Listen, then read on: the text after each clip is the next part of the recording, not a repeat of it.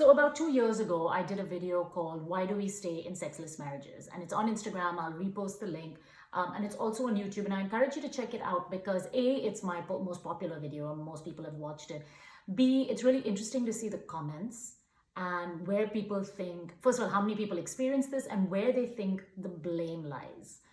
But one of the criticisms in the comments was that I didn't actually explain why people live in sexless marriages. So I'm going to attempt to do that here. And keep in mind that this is my opinion. But I've been studying and been curious about this for quite some time. So first of all, I think one of the reasons we live in sexless marriages when we don't want to be in a sexless relationship, obviously if you want to, that's your choice.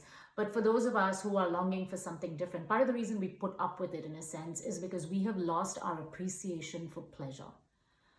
Right? We're in a very capitalist, we're busy all the time, we're very fucking productive, but there's a lot of guilt associated with stopping and with taking a moment to enjoy yourself and to do something leisurely and to do something pleasurable.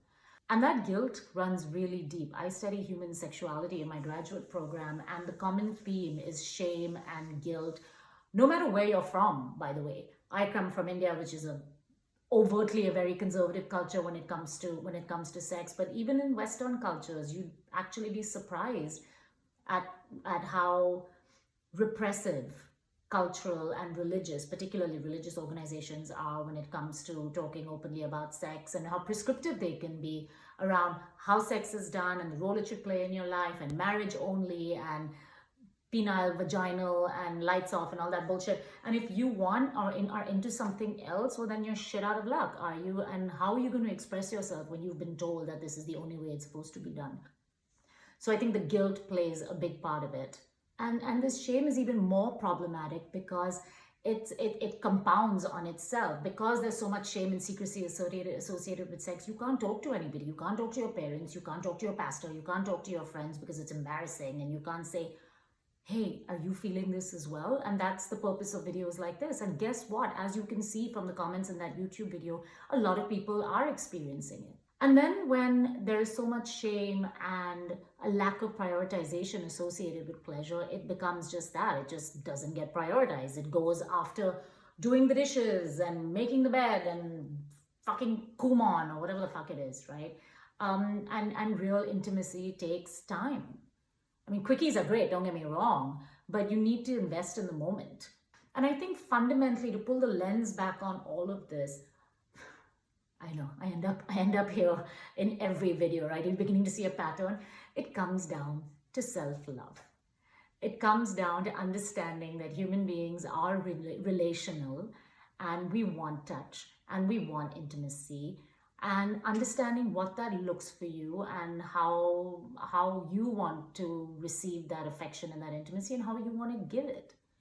And the extension of that is then saying, I'm not a missionary person, or hey, I'd like to try anal sex, or how about this sex toy, and all of this fun, playful, safe, healthy additions that you can add to your life. Yeah, I know, it's like being turned down for $1 and asking for $1 million instead, right? Who said that? That was a John Cusack quote. So where do you start? You start with being honest with yourself. Are you happy with the level of sex in your life, or the frequency, or the quality, whatever, right? You have to, it was all well and good when we were children, but if you're watching this, I hope you're not a child because this is not kid-friendly content.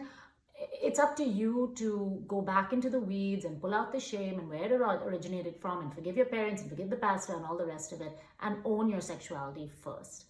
Number 2, can you communicate to your partner what you want, how you want it, when you want it?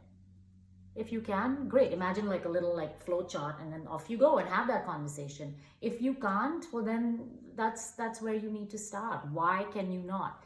Is there something you can do with therapy? Is there something reading? Is it just creating the space in which you can have that conversation? Kumon is not that fucking important. If you're happy with the way you are, sexless, sexful, whatever, that is great. But if you're not, it's really up to you to take ownership of where this is in your life. I would love to hear from you, and in the comments, I don't think it's helpful to blame it on women, which is what a lot of the frustration seems to be heading. I think there are men and women, non-binary people. I think there's more pleasure to be had, and we just need to own that conversation ourselves. So here we go. Cheers.